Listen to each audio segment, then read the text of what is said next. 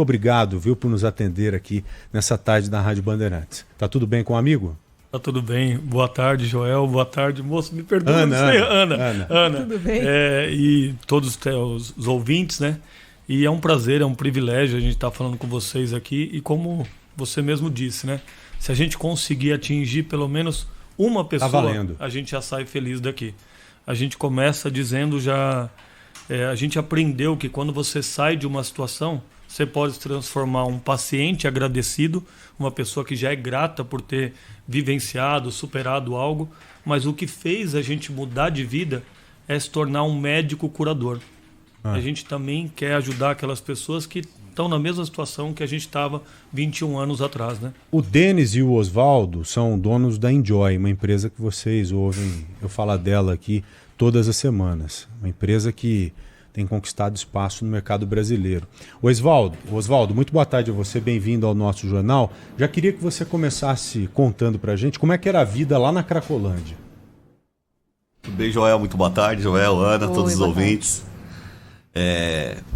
Prazer estar aqui, poder compartilhar com vocês um pouco da nossa experiência, da nossa vida, poder contribuir.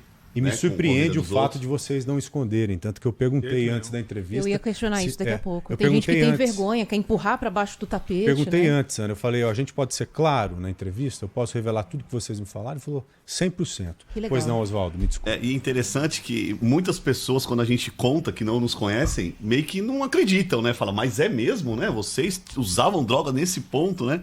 E eu agradeço, porque graças a Deus não está escrito na testa, né?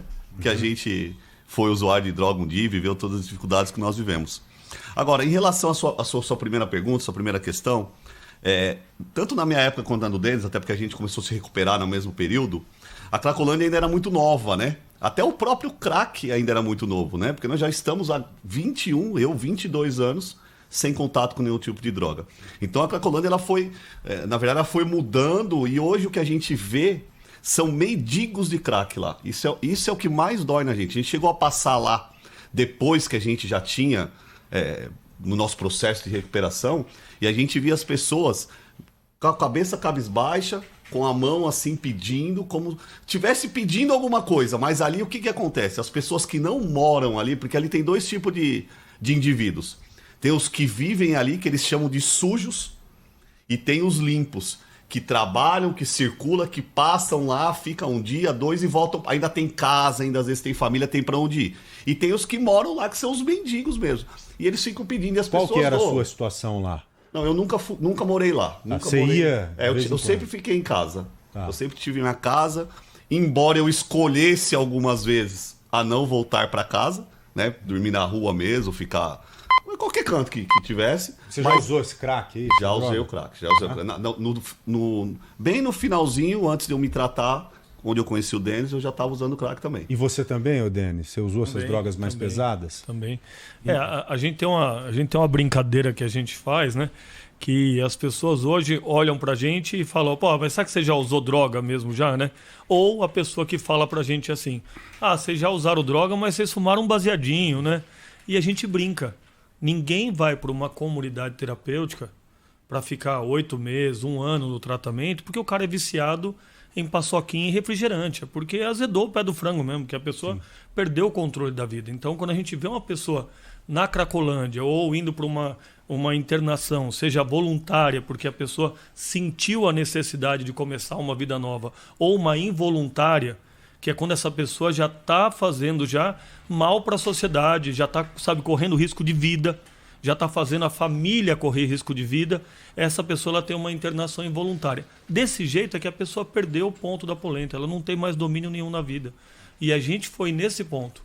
Então a gente foi nesse ponto já e com crack, né? Essa minha droga de preferência. Qual que é a primeira... Pois não, involuntária, é isso que eu queria saber. Se no caso de vocês foi involuntário ou se vocês tomaram a consciência. Porque muita gente fala isso, né? Que enquanto a pessoa não toma consciência da necessidade de mudar, é difícil de tirá-la de um vício qualquer que seja, em drogas, em álcool, por exemplo. Como é que foi com vocês? Eu posso falar. O nosso caso foi voluntário. Então o tratamento que nós fizemos era uma casa voluntária que hoje... Para achar uma casa dessa tem que procurar muito. A gente conhece algumas pessoas, porque a gente tem amigos que trabalham no meio, que tem até clínicas, mas o trabalho voluntário diminuiu muito, porque eles não querem. Não, o ponto que chegou com o uso do crack, eles estão doentes totais, então precisa uma intervenção. Então, eu era muito contra o tratamento involuntário. Não tem o trabalho porque não tem a matéria. Não tem o cliente. Não tem a matéria-prima. Isso, vamos dizer assim. Entendi. Exatamente. Porque... A pessoa que vai lá e quer se internar. E aí o que acontece? As famílias, fora de si, as famílias é que acabam tomando essa decisão pelo dependente. Então, buscam uma clínica, eles fazem a remoção, então vão lá mesmo à força, com uma ambulância, alguma coisa desse tipo, e pega e leva para a clínica. Só que quando a pessoa chega lá na clínica, o dependente, ele não queria estar lá. Então é um passo antes do passo que a gente estava. Porque quando a gente chegou, a gente queria estar lá. Mas antes, já foi? Vocês passaram por esse processo involuntário? Não, involuntário não. Todas as vezes que eu me tratei foi involuntário. Me tratei 3 vezes. Eu fui, na verdade, internado 3 vezes. Então, veja só, Ana. O Oswaldo, ele passou por alguns tratamentos voluntários. 3 tratamentos. Alguns. Se já é difícil com você tendo a vontade, Isso. imagina você não tendo a vontade. Porque o que eu digo no tratamento, Joel? No tratamento, quando é involuntário, precisa gastar um tempo para que aquilo torne-se um desejo do paciente. Porque senão ele vai ficar lá 6 meses, 1 ano, e ele vai sair... Ele tá cumprindo pena. Ele tá quase preso. Tô cumprindo pena. Então, há um trabalho em algumas clínicas que são decentes que conseguem ir fazendo essa conscientização. Ó, você não consegue mais viver essa vida, você precisa mudar. E aí, com, às vezes, medicamento, reuniões e tal, ele vai mudando um pouco. Eu acho que a gente pode colocar o ouvinte aqui Com nessa certeza. conversa. Vou abrir o espaço aqui no 999048756. Peço ao João Rossetti já para ficar atento. Se você tiver alguma pergunta no meio dessa discussão aqui, por favor, já repasse. Pois não, Aninha? Já tem até um comentário aqui. A Edna mandou mensagem no nosso YouTube falando que é o caso do sobrinho dela. Essa semana ele saiu da clínica de recuperação e o cunhado dela está muito preocupado, porque não sabe se ele vai se manter agora sem usar drogas ou se vai acabar tendo uma recaída. Porque mesmo depois você sai da clínica, tem que ter um acompanhamento diferente. Né? Aquele momento ali ele é meio que decisivo, não é, Denis? Logo depois que você sai da clínica teoricamente limpo, para você não cair numa tentação novamente, você acha que depende de quê?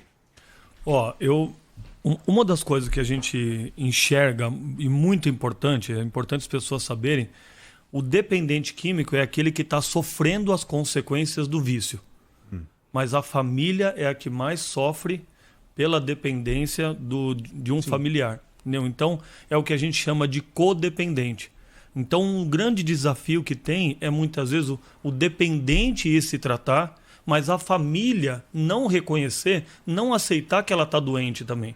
Então, muitas vezes, não adianta você tirar a pessoa de um lugar, mas quando ele terminou o tratamento dele, ele vai voltar para um ambiente caótico, que a família não sabe, que de repente ele pode sair, o pessoal pode fazer uma festa de acolhida e ter cerveja pro cara. A gente já viu isso.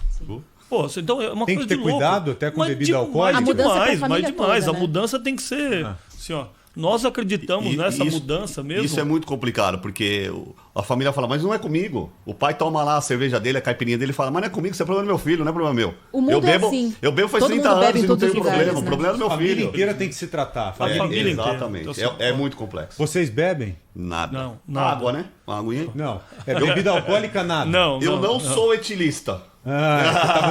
Nem um pouco.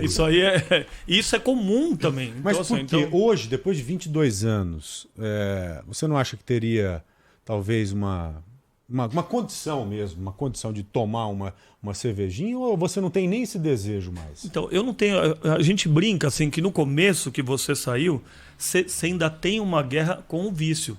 Porque você ainda está tendo reações físicas, você tem, né? Você me falou uma vez lá que essa guerra é eterna, né? E aí, hoje, a gente, assim, então, está muito distante do vício. Mas a gente tem algumas coisas, e isso aqui é muito importante dizer. Tem pessoa que nunca usou droga, mas que vive uma droga de vida. Eu vou fazer uma pergunta aqui. Qual o vício que te impede de crescer hoje? Pode ser que o meu aparente, o do Oswaldo, era drogas e álcool. Mas tem pessoa que é viciada em vitimismo, em reclamar da vida, em chorar, em falar mal dos outros, em culpar o presidente, Então, a gente aprendeu com esse processo de recuperação, eu preciso ser responsável pelos meus atos. Tudo que eu faço hoje gera uma consequência. Então, recuperação, a pessoa precisa entender. O processo de recuperação é o mesmo para qualquer um. Seja alguém que quer começar a frequentar uma academia, seja uma pessoa que quer perder peso, seja uma pessoa que quer aprender inglês, que quer desenvolver um hábito novo, você só consegue vencendo um dia de cada vez, vivendo esse milagre diário. Então a gente tem vivido esse milagre diário, no meu caso há 21 anos, o Oswaldo com 22. O Oswaldo cuidou de mim numa clínica. Então, assim, na comunidade, a gente nasceu uma sociedade... Se conheceram na clínica? Na clínica, na comunidade terapêutica. A sociedade mais improvável do planeta é a nossa. Porque a gente se conheceu dentro de uma clínica de recuperação.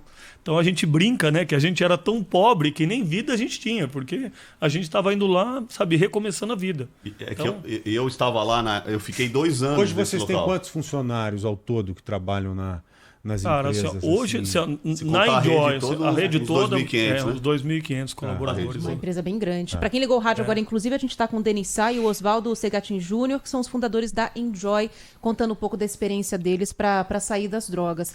Aproveitando o papo aqui da Cracolândia, a gente já viu várias tentativas de acabar com aquele espaço, né? Então, batida policial, vão lá e prende o rei do tráfico, não sei o quê, descobrem como que era a contabilidade dos criminosos, volta a crescer. Espalhar também não deu certo. A internação compulsória, isso é super polêmico, também não foi bem aceito, acabaram não fazendo. Vocês que viveram isso de perto, ali de dentro e hoje estão fora, o que tem de sugestão? O que vocês acham que poderia ser pensado para tentar resolver aquilo? Ou vocês acham que não dá para resolver? É uma situação que nunca vai acabar. A gente talvez consiga tirar algumas pessoas, mas outras vão cair ali. Qual que é a visão que vocês têm? E essa visão ela deve se basear no usuário, né? Exatamente. E vocês têm condição de responder isso pra gente, porque já estiveram do outro lado. Eu vejo que isso é um problema muito maior do que só o uso de drogas, né? É um problema social mesmo, de cultura. É a própria matéria aí que fala do estudo, né? Que o financeiro tem a ver, o desemprego tem a ver. Então, tem que começar. Eu acredito muito na educação para tudo, né? Até porque é o nosso segmento, a gente trabalha com educação, a gente se transformou através da educação também. Então, se a gente começar com as crianças uma nova educação, que vão fazer eles terem melhores escolhas no futuro, provavelmente a gente consegue minimizar isso. Agora, para o que já está lá, ele é reativo, né? Já está lá, né? Não é mais preventivo, né? Ele já tem que curar agora, tá doente. Eu só vejo a compulsória. Não vejo outra situação para aquele pessoal. Mesmo não sendo aquele cara que fala, internar involuntário não é mas não tem. Chegou num ponto que tudo é zumbi. Se vocês ficarem meia hora lá, vocês vão, parece que vocês estão no filme de zumbi. É uma zumbilândia. É muito louco, assim, é um negócio... quando a gente foi, e a gente lembra que nós chegamos de manhã, então, ex-usuários, tudo já... Mas aí foi o dia que a gente foi resgatar uma pessoa lá, né? A gente foi resgatar uma pessoa... já estava bem, né? A gente já estava bem. Então, isso aí foi em 2012, né? 2012. E aí nós fomos na Cracolândia. Quando a gente chegou de manhã, cara, no começo a gente estava com medo. A gente não conseguia olhar as pessoas nos olhos, porque, cara, essa não era mais nosso mundo, né? Não era mais... Eu imagino o choque para vocês. Pra gente assim, imagino para vocês. Nossa, é muito assustador, assim, é um negócio, sabe, parecia assim, a visão mesmo, com todo respeito, a visão do inferno, sabe? Aquela coisa, Sei. a pessoa, sabe, tá se tiver uma imagem, migalhas, a imagem é aquela. A imagem é aquela. Mas você vê como que é um negócio muito louco, assim, porque no final do dia, então a gente passou o dia inteiro. Foi onde a gente descobriu que tem usuário limpo, que tem usuário sujo, que tem gente que vai lá, que sabe, então o cara tá de passagem. Então, tem gente que mora, que tem família, tudo que passa a noite na Cracolândia. Então, tem diversos tipos de situações lá e muita gente boa querendo ajudar. Só que, infelizmente, a gente tem aquela frase que é forte, né? Não adianta tirar a pessoa da miséria, você tem que tirar a miséria dentro dela. Então, você tem que fazer algum jeito com que essa pessoa ou se conscientize ou que a gente possa estar trabalhando com uma das coisas, para mim, é essa reinserção social. Depois que o cara se tratou, passou do involuntário, a gente tem que arrumar um jeito de ter uma reinserção social. Eu não sou o cara dos dados, assim, tá? Mas tem alguns países, por exemplo, Portugal foi um país que era consumido pela heroína, pela cocaína, e teve um processo de conscientização através do amor. Sabe? Fazendo o processo de recuperação, redução de danos e inserindo essas pessoas, mesmo com todos os desafios que tem, para a sociedade. Dando oportunidade de trabalho, dando oportunidade do cara estudar, aquilo que nós tivemos. Hoje a gente faz parte de uma estatística que é muito cruel. De cada 100 pessoas hoje que se enveredam pelos vícios das drogas e álcool, 2% se trata. Nossa. Consegue Ô, se recuperar, Denis, né? E ainda tem essa tendência da recaída e todas as outras O coisas. interessante é que ele falou Não, sobre... a gente vai continuar. Ele com falou tudo sobre a isso. reinserção. É pra pegar um Um gancho aí. Porque assim, ó, uma coisa é o tratamento em si, é pegar o cara e colocar lá 6 meses, 8 meses, um tempo se tratando. Outra coisa é o retorno dele para a sociedade.